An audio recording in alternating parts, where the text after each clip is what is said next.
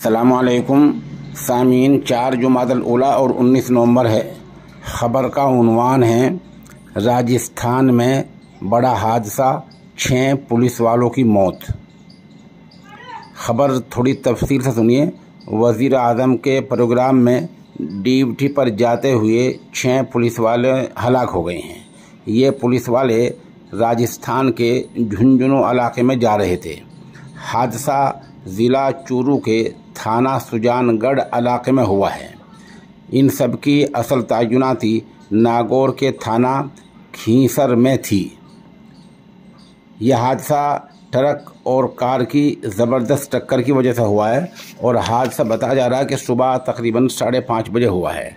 मरने वालों में ASI रामचंद्र, कांस्टेबल कुंभाराम, सुरेश मीना, थाना राम, महेंद्र और सुखराम हैं। ये लोग 6 के 6 मर गए हैं।